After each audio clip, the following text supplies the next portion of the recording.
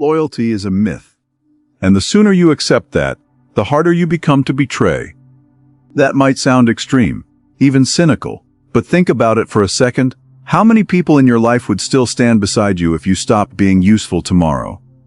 Not polite, not friendly, not convenient. Loyal. Here's the uncomfortable truth most people spend years avoiding. Betrayal is rarely a sudden act. It doesn't begin with a knife in your back. It begins quietly, with a shift, a pause, a change in tone you can't quite explain. And by the time it becomes obvious, it's already too late. Because people don't wake up one day and decide to betray you. They drift into it. Gradually, logically, almost predictably, if you know what to look for. You see, most people aren't loyal to you. They're loyal to what you represent, what you provide, how you make them feel about themselves. And the moment that equation changes, their behavior changes with it. No announcement, no warning. Just distance, silence, and then absence. A more strategic mind learns to accept this early, not with bitterness, but with clarity. Because once you understand that people follow advantage more than devotion, you stop being surprised and start being prepared. This video will show you exactly how to see it coming. The subtle signs, the behavioral cracks, the patterns most people ignore because they want to believe in loyalty, even when reality is telling them otherwise. And here's the part that changes everything. What if the people closest to you have already shown these signs, but you missed them? What if betrayal didn't start today, but weeks ago, in ways so small you dismissed them? By the end of this video, you won't dismiss them anymore. You'll see people differently. Sign 1. Their loyalty depends on benefits. Let me say this in a way most people won't. Some of the people closest to you are not loyal to you. They're loyal to the version of you that makes their life easier. And the moment that version disappears, so do they. You've seen this before. You just didn't want to name it. Think back. There was a time you were up. Things were moving. You had momentum. Suddenly, your phone felt heavier with notifications. People checking in, laughing louder at your jokes, agreeing a little faster than usual. You thought it was connection. It wasn't. It was alignment with your value. Now flip it. Picture a moment where you pulled back. Maybe you got quieter. Maybe you stopped offering as much. Maybe life hit you and you didn't have the same energy, the same access, the same influence. Watch what happened. The replies slowed down. The enthusiasm faded. Conversations became shorter, colder, functional. No fight, no argument. Just distance. That wasn't random. That was the transaction ending. Most relationships aren't built on loyalty. They're built on silent contracts, unspoken exchanges. You provide something: status, access, emotional stability, solutions, and in return, they provide presence. Remove your side of the deal, and their presence evaporates. Clean, efficient, almost surgical. A colder mind understands this early, not emotionally, strategically. Because once you see it, you stop confusing proximity with loyalty. There's a guy I knew, always surrounded, always had people around him, birthdays packed, weekends full, the kind of man who looked respected. Then his situation shifted. Money tightened. Opportunities slowed. He wasn't as useful anymore. Within months, the same circle that called him brother became strangers with memories. No betrayal scene, no confrontation, just silence. That's how it really happens. People don't betray you loudly. They withdraw quietly when the return on investment drops. And here's the part that hits harder. They don't even see themselves as disloyal. In their mind, they're just adjusting. That's why relying on someone's good heart is one of the most dangerous illusions a man can have. Because interest will always override intention when pressure enters the room. You don't test loyalty when everything is flowing. You test it when you stop being convenient, when you say no, when you can't provide, when being associated with you no longer elevates them. That's when masks slip. Watch closely in those moments. Not what people say, what they do when there's nothing to gain. The ones who stay consistent. Rare. The ones who hesitate, recalculate, disappear. Predictable. And the dangerous ones, they don't leave immediately. They linger just enough to extract what's left, still smiling, still present, but internally already gone. Like a man standing in the doorway, waiting for a better room to walk into. Understand this clearly. If someone's loyalty is built on what you give, their betrayal will be triggered by what you stop giving. Same route, different direction. This isn't about becoming paranoid. It's about becoming precise. You stop overvaluing people who haven't been tested. You stop giving full access to those who've only known you in comfort. You stop expecting permanence from those who operate on advantage. And something shifts in you when you see it clearly.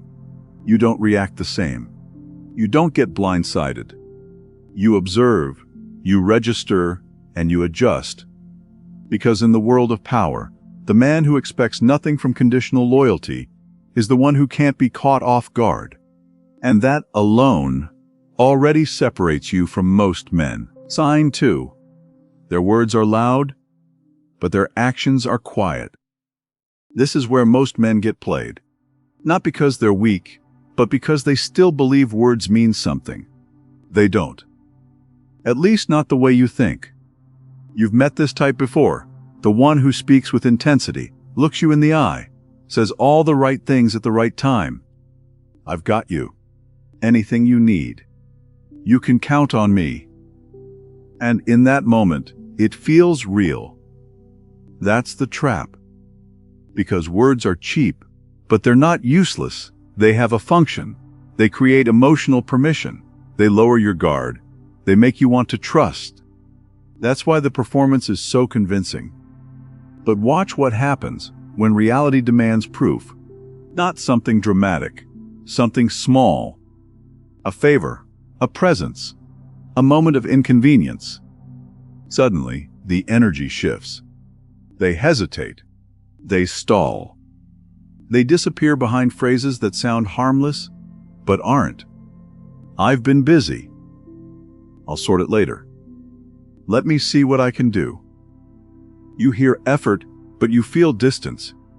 And that tension, that subtle discomfort in your chest. That's your instinct, catching the contradiction your mind is trying to excuse. I remember a situation like this clearly. A guy who used to speak like loyalty was part of his identity, always loud about it, always emphasizing it in front of others. But when things got complicated, when there was even a small risk of discomfort for him, he went quiet. Not aggressively, not obviously, just unavailable. That's when it clicks. Real loyalty doesn't need an announcement. It shows up uninvited. It moves without being asked. It carries weight without needing recognition. Fake loyalty, on the other hand, needs an audience. It performs. It exaggerates. It sells an image of devotion because there's no substance behind it.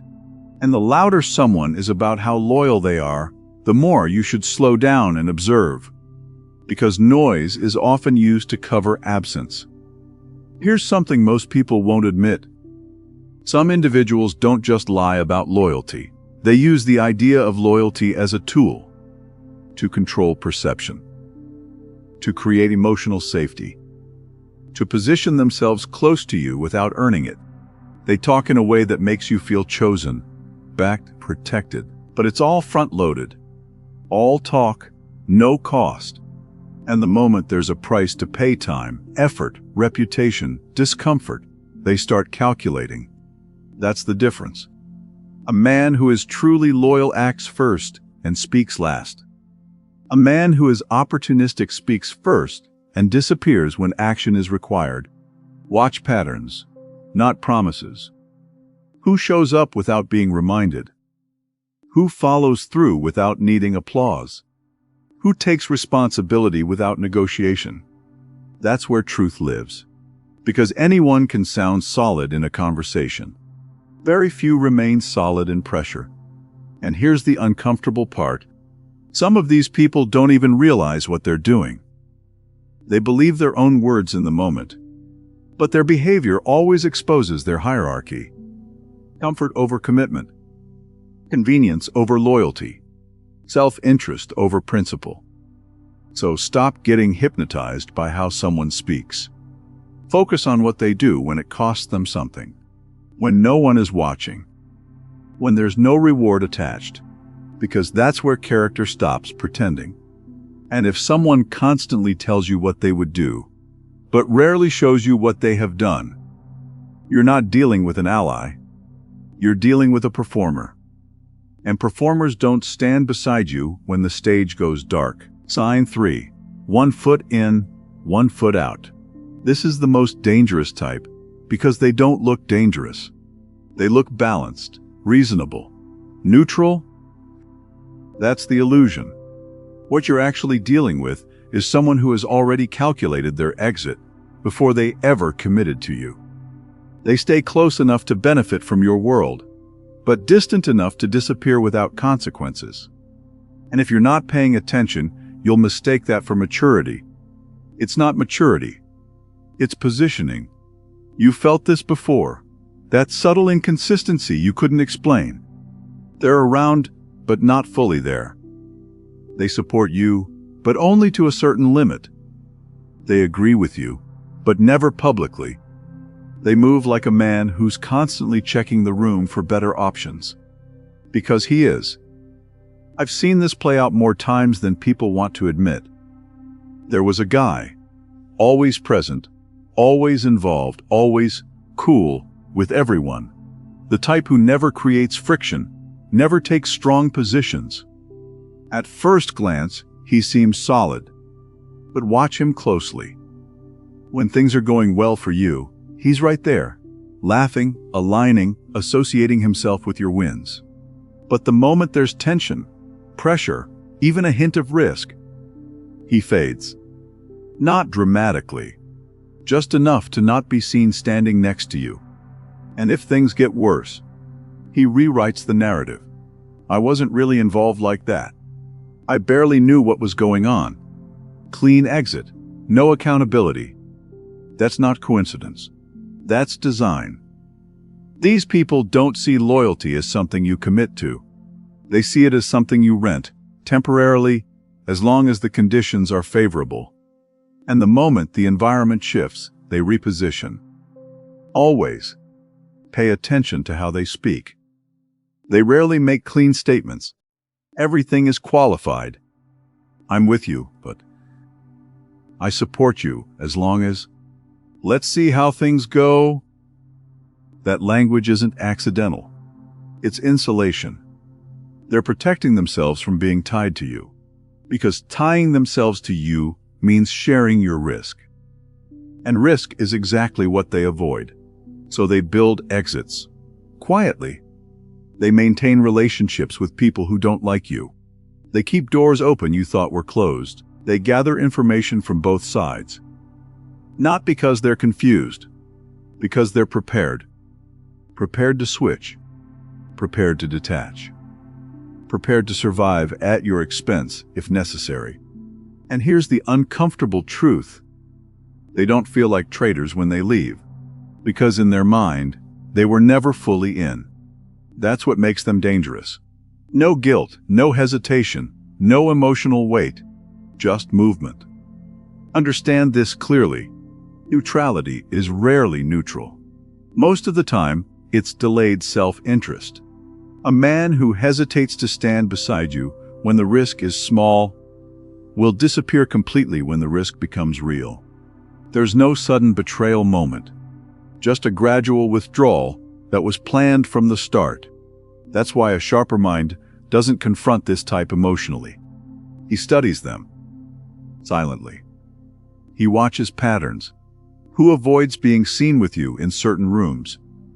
Who supports you in private but stays quiet in public? Who keeps their options open when everyone else is choosing sides? That's your answer. And once you see it, you adjust accordingly. You don't give them full access. You don't give them sensitive information. You don't build anything that depends on their stability, because they don't have any. They're not partners. They're temporary passengers, waiting for a better route. And the moment you internalize this, something shifts in your behavior. You stop leaning on people who haven't anchored themselves. You stop trusting those who refuse to close their exits. Because a man who always keeps the door open is already halfway gone. Sign 4. They study you more than they support you. This one is darker because it doesn't feel like betrayal at first. It feels like attention, interest, curiosity. Someone asking about your plans, your thoughts, your struggles, leaning in when you speak, remembering details, noticing patterns. At surface level, it looks like connection. But look closer. There's a difference between someone who listens to understand you and someone who listens to decode you. And once you see that difference, you can't unsee it. These people don't stand beside you. They position themselves slightly behind you, just enough to observe without being seen. Quiet, attentive, calculating. They don't interrupt much. They don't challenge much. They let you talk. And you mistake that silence for respect. It's not respect. It's data collection. I've watched this play out in real time. There was a guy who always asked the right questions, knew how to get people to open up. He remembered everything: your frustrations, your weak spots, what made you hesitate, what made you react. At first, people trusted him. He felt safe. But when things shifted, when positioning mattered, he used that information with precision. Not aggressively, not openly, subtly. He knew exactly where to apply pressure and where to step back, because he had already mapped everyone in the room. That's what you're dealing with here. Not a friend, a strategist. They don't admire your strengths, they measure them. They don't care about your weaknesses, they store them.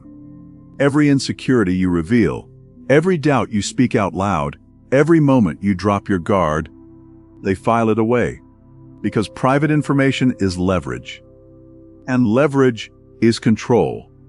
Notice how they behave when you're struggling. A loyal person steps in. These people lean in. More questions, more curiosity, more interest, but no real help. No solutions, no action, no weight carried, just observation. They want to see how you break, not prevent it. And when you succeed, watch their reaction carefully. It's not full. It's controlled, measured, slightly distant, because your growth reduces their influence. The more stable you become, the less predictable you are, and unpredictability removes their advantage. So they prefer you slightly uncertain, slightly dependent, slightly open. That's where they have access. Sometimes they'll even give advice, but pay attention to the nature of it. Vague, safe, non-committal, just enough to sound involved, never enough to truly move you forward. Because if you grow too much too fast, you move out of their reach. A real ally sharpens you. This type studies your edges to understand where they can grip. That's the difference. And here's where most men get caught. They confuse attention with loyalty. They think, he listens to me, he understands me. No. He understands how you work. There's a difference. One protects you. The other prepares to use you. That's why a disciplined mind becomes selective. Not closed, controlled. You don't reveal everything. You don't speak just because someone is willing to listen. You watch. Who becomes more interested when you're vulnerable? Who asks deeper questions when you're unstable? Who listens the most but acts the least? That's your signal. Because someone who is always present for information but absent for responsibility is not building loyalty. They're building a profile. And when the moment comes, when alignment shifts, when advantage changes, they won't hesitate. They'll use what you gave them without emotion. Clean, strategic, efficient. That's why silence becomes a weapon. Not out of fear, out of awareness. Because the man who controls what he reveals is the man who cannot be studied, mapped, or played. Sign 5. They disappear when you're not useful. This is where the illusion dies completely, because it forces you to face something most men avoid admitting. Some people were never with you. They were with what you gave them access to. And the moment that access weakens, they fade. Not loudly, not dramatically, just gone. You've lived this. There was a phase where everything was working, money flowing, energy high. Your name carried weight in whatever room you walked into. People were around. Calls, messages, invitations. Let's link up. We should do something. I've been meaning to see you. It felt like connection. It felt like loyalty. But it wasn't. It was proximity to value.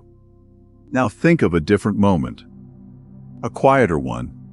Maybe something didn't go your way. You lost momentum. Took a hit, financial, emotional, mental. You didn't announce it. You just shifted. Less visible, less available, less useful. Watch what happens next. Silence. People who used to check in don't. Those who once needed you no longer have time. The same energy that felt so consistent suddenly becomes selective. That's not coincidence. That's filtration. You're seeing who was tied to you and who was tied to your output. I knew a man who built his entire circle during his rise. Solid network, always surrounded. Then one year, everything slowed down. Deals stopped. Pressure increased. He wasn't the same asset he used to be. Within months, his circle didn't shrink. It vanished. Not because people turned against him, because they turned away. And that's worse. No confrontation. No explanation. Just absence. That's how fake loyalty exits. Quietly, efficiently, without emotional residue. Because to them, it wasn't a bond. It was a function. And the function ended. Here's the part most men don't want to accept. These people don't disappear because you're struggling. They disappear because your struggle offers them no return. There's no validation, no advantage, no leverage. And being associated with someone in a low phase, that doesn't elevate them. So they detach. Not out of cruelty, out of self-interest. That's the raw truth. And if you look closely, you'll notice something even colder. They don't just avoid your struggle, they avoid the image of your struggle. They don't want to be seen standing next to a man who isn't winning. Because in their world, association is currency, and your value just dropped. So they reallocate, like investors pulling out of a declining asset. No emotion, just movement. But here's where it gets interesting. Watch what happens when you recover. When you rebuild, when things start moving again. Suddenly, they reappear. Same tone, same smile, same brother energy. As if nothing happened. That's your confirmation. Not your second chance. Because anyone who disappears when you have nothing is not built to stand with you when you have everything. And a sharp man understands this without needing closure. He doesn't question it. He logs it. Adjusts access. Moves forward. Because loyalty that only exists during your peaks isn't loyalty. It's opportunism with good timing. And once you see that clearly, you stop getting emotionally attached to temporary people. You stop expecting permanence from transactional minds. You stop confusing presence with commitment. Because real loyalty doesn't flinch when your value drops. It stabilizes. Everything else was never yours to begin with. Sign 6. Their respect comes with conditions. This one is subtle, but once you see it, it changes how you look at everyone. Because it reveals something most men refuse to admit. Some people don't respect you. They manage you, and they do it so smoothly, you think it's mutual. At the beginning, everything feels aligned, easy, natural. They respect you, support you, speak highly of you. But that version of respect comes with invisible strings attached. You just haven't pulled on them yet. Watch what happens the moment you do. The moment you say no. The moment you stop agreeing. The moment you stop showing up the way they expect.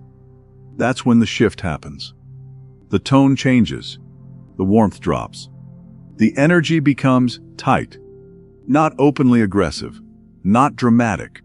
Just different. You feel it instantly, like something unspoken just broke. That's not random. That's the contract being violated. Because in their mind, your role was never equal. Your role was functional. You were there to validate, support, align, reinforce. And the second you step outside that role, you become a problem. I've seen this play out in close circles. A man starts evolving, becomes sharper, more decisive, less available.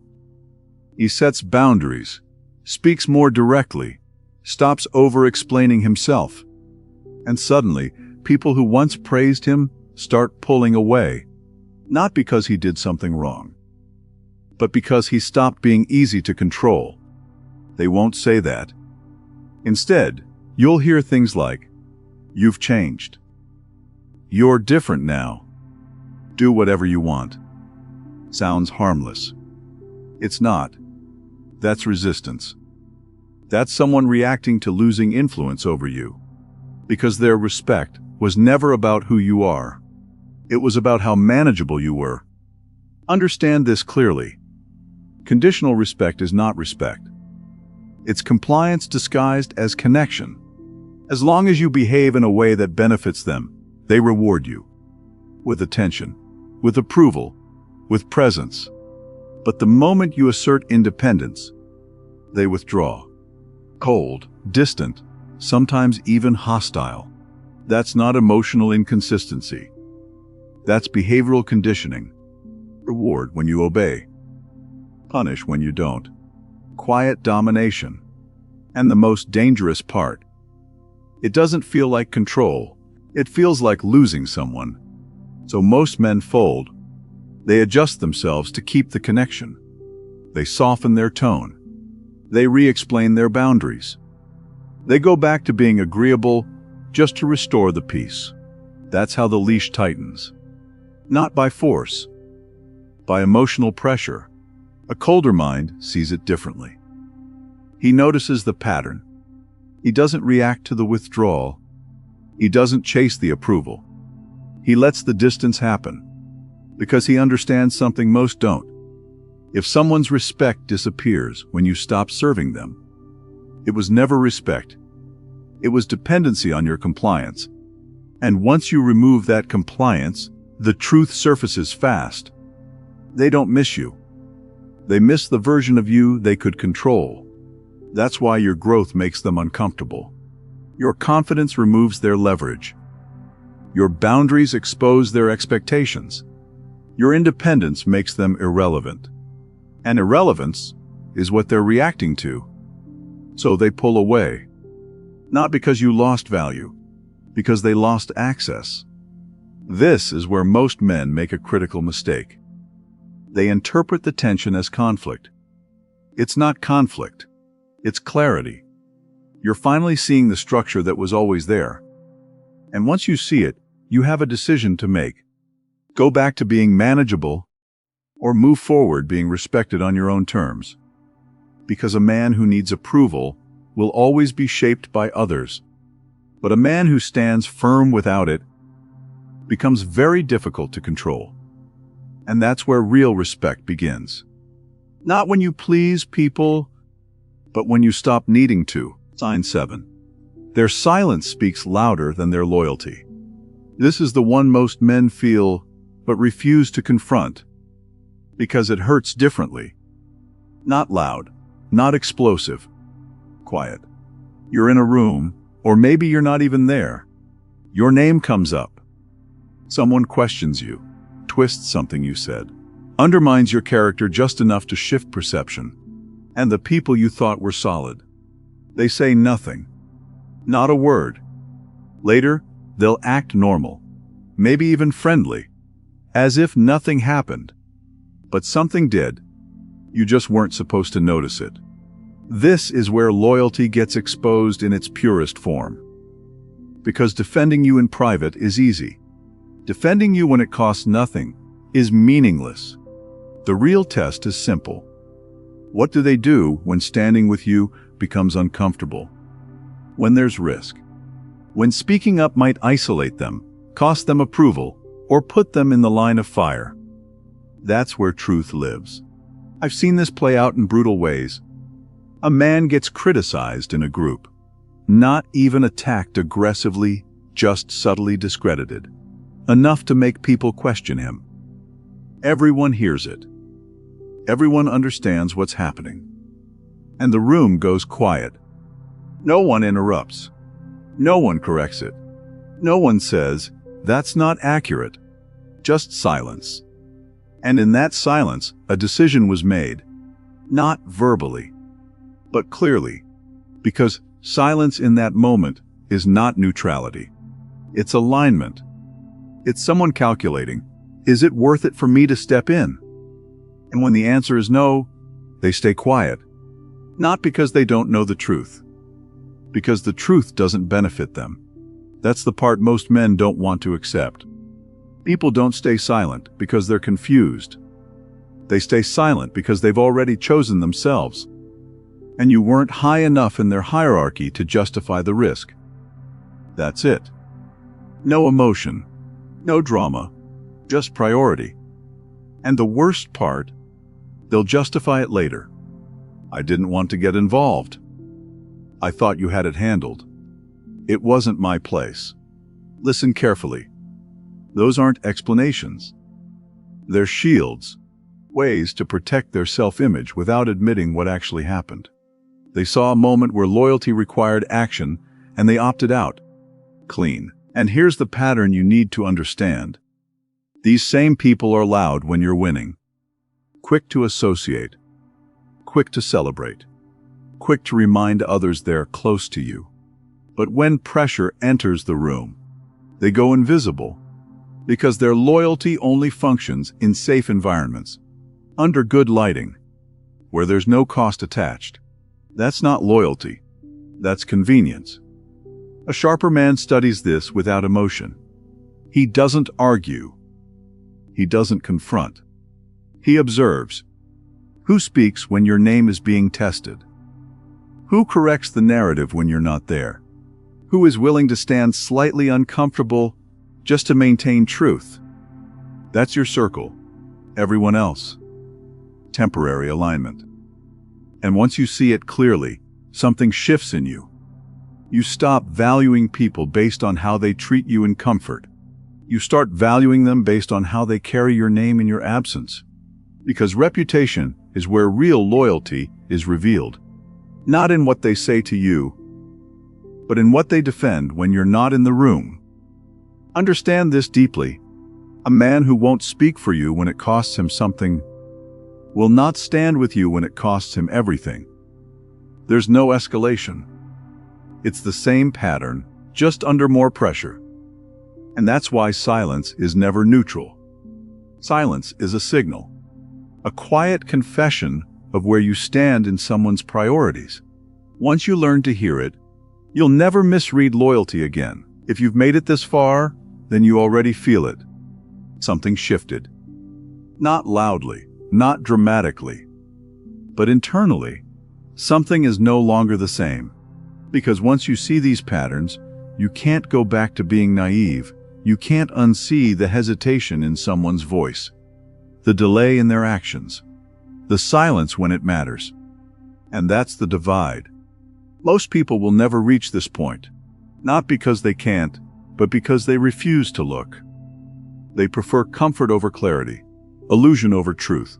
They move through life reacting, chasing approval, explaining themselves, trusting too fast, forgiving too easily. You've done that too. We all have. That moment where you ignored the signal, where something felt off, but you brushed it aside.